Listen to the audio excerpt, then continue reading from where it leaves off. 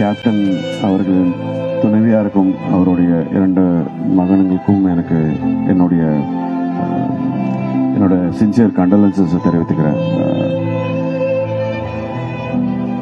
அதாவது சினிமாவுக்கு தெரியாதவங்க, வெளியில் இருக்கிறவங்க என்கிட்ட அடிக்கடி கேட்டுக்க கேள்வி, எதுக்கு அவர் பேர் கேப்டன் வச்சிருக்காங்க, எல்லாரும் கூப்பிடுறாங்க, அவர் கப்பலில் இருக்காரா இல்லை கிரிக்கெட் டீமா ஸ்போர்ட்ஸ் டீமுக்கான்னு கேட்பாரு. மக்களின், அதாவது வெறும் தமிழக மக்கள் இங்க மட்டும் இல்ல, உலகெங்கும் இருக்கிற அனைத்து இடத்திலும் இருக்கக்கூடிய தமிழர்களுக்கு உண்மையான ஒரு தலைவர், நல்ல ஒரு மனிதர், அதுதான் எந்த கேப்டன். எல்லார் மனசுக்கு இடம் பிடித்தவர் அந்த கேப்டன், எங்களுடைய கேப்டன். வீட்டுக்கு போனா சாப்பிட்டீங்களா என்றதான் முதல்ல கேள்வியே. சோறு போடாம அமிச்சதே கிடையாது. யாருக்காவது மருத்துவ உதவின்னு போனா முதல்ல அவர் உதவி செய்யறதே கேப்டன் தான்.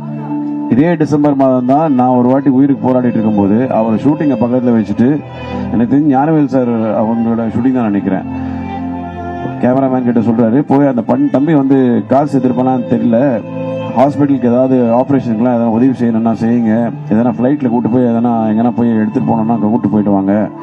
அவரோட ஷூட்டிங்கை நிப்பாட்டி எல்லாம் நான் நல்லா இருக்கேனா இல்லையா, எப்படி இருக்கேன் ஏது இருக்கேன் நிமிஷத்துக்கு நிமிஷம் தெரிஞ்சுக்கணும்னு மட்டும்தான் யோசிச்சிருக்காரு. எல்லா நடிகர்களுக்காக என்னைக்குமே அவர் அவைலபிளா இருந்திருக்காரு. சினிமாக்கும் அரசியலுக்கும் நல்ல ஒரு முன் உதாரணமா இருந்தவர் எங்களுடைய கேப்டன். இன்னைக்கு நடிகர் சங்கத்துக்கு பேர் வைக்கிறது இல்லைன்றது எல்லாமே தயவு செய்து அவரை அரசியல் பண்ணாம அவரை முழு மனசோடு ஏத்துக்கிட்டு பண்ணுங்க.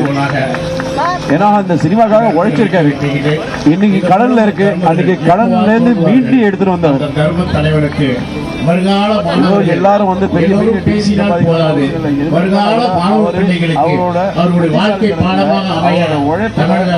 எல்லாரையும் ஒன்று சேர்த்து நடிகர் சங்கத்துக்கு நல்ல அடையாளத்தை ஏற்படுத்தினாரு. கடல்ல இருந்து எடுத்துட்டு வந்தார். எப்பவா தோன்றுவார்கள் அந்த கேப்டன் இன்னைக்கு எல்லோரும் பேசினால் போதாது. அவர்களுடைய வாழ்க்கை எல்லாருக்கும் அவைலபிளா இருக்காரு. சொல்லுவாங்க ஒரு படத்தை ஒத்துக்கிட்ட பிறகு யாருன்னா குடிக்க சொன்னாலும் கேட்பேன், அதுக்கப்புறம் கேட்கவே மாட்டார், யோசிக்காம செய்வார்.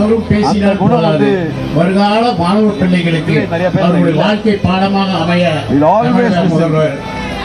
டிசம்பர் மாதம் தெரியல. ஆனா ஒரே ஒரு இந்த மூலம் ஒரு தர்மர்கள் கடைகள் அடைக்கப்பட்டிருக்கின்றன.